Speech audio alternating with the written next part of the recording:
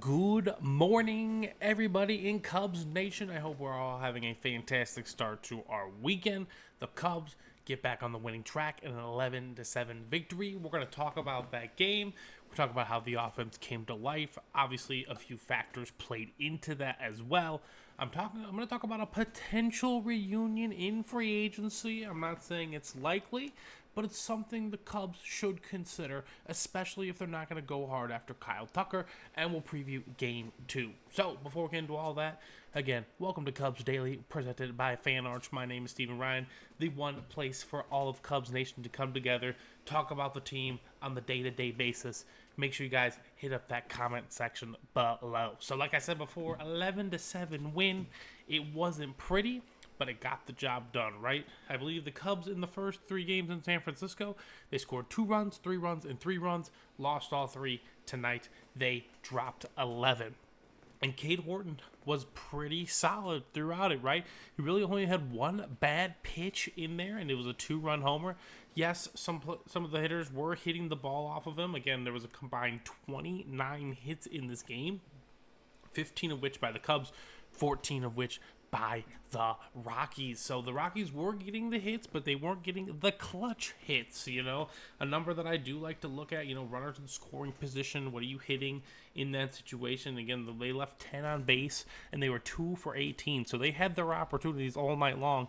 It just did not come to fruition against this Cubs team who did have a little bit of a bounce back, which is exactly what you like to see, right? Cubs get 5 hits with runners in scoring position.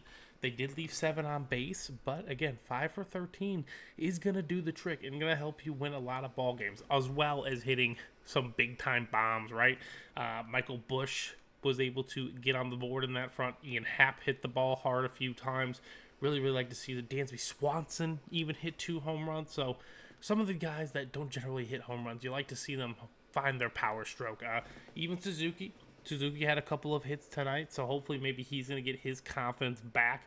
That's just what you want to see from this team, right? It's, the Rockies' worst team in baseball all season long. They might even be historically bad this year, depending on what the final record is. But you want to come to Colorado. You want to get right. You want to hit the ball hard because you know it's going to travel and it's going to do damage. And that's exactly what the Cubs did tonight, which is exactly what you'd like to see. Now, on the other hand, the bullpen did not do so great. I know they brought Ben Brown in. He pitched, 2 innings. He did give up 2 of those runs earned, 3 total.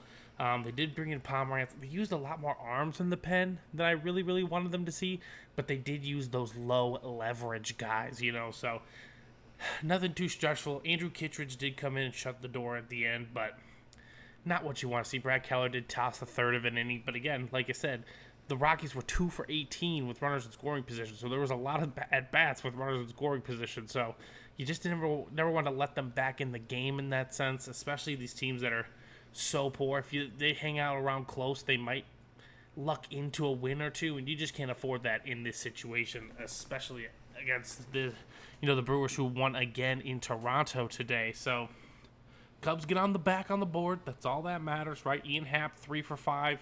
Really like seeing him, maybe get back on the side. Dansby Swanson, 3 for 5 as well. Even Reese McGuire had a couple hits. So it's about the offense getting back together, right? Getting back in sync. Now, can the pitching step up and help a little bit? Yes, hopefully. But we also have to take into the effect of Coors Field, right? Coors Field plays a big role in this all the time. They definitely raise the numbers of the Rockies batters, and they raise the ERAs of all pitchers that play in it. Except Cade Horton tonight. He did a really solid job. Like I said, 2 innings. He did walk a couple. He did strike out 4, gave up 6 hits. But again, like I said, the hits were solid, but it seemed to be that way going all around, right? 29 total hits combined by both teams.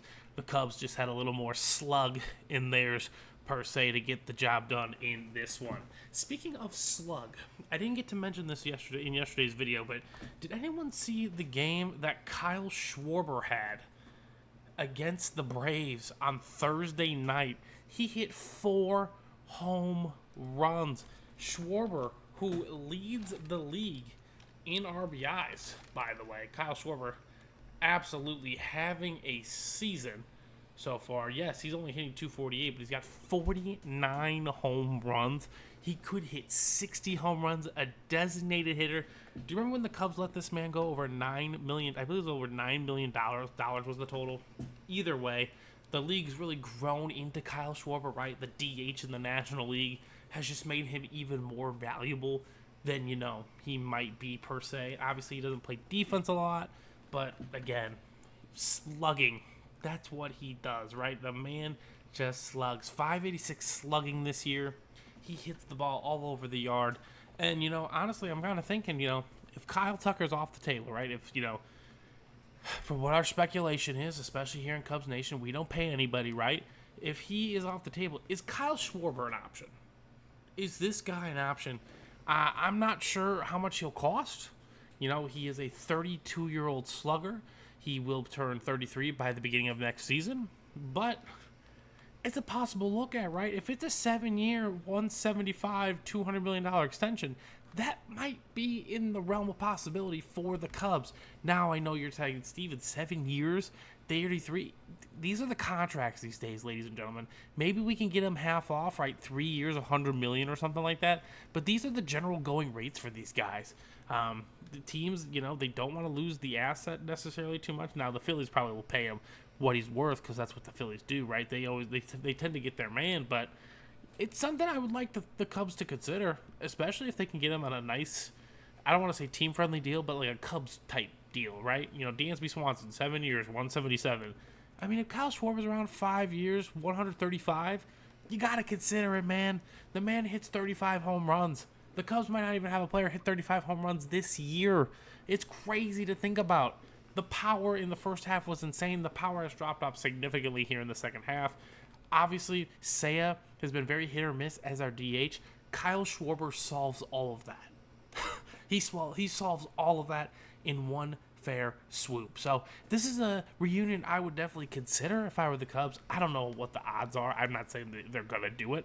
Obviously, Philly Nation, I know you guys love him. We love him too over here in Chicago, okay? He played a role on that World Series team. But, again, I would like to see what a deal possibly looks like. And if he has any interest in coming back, but he might not. That's very possible. He can make those choices on his own.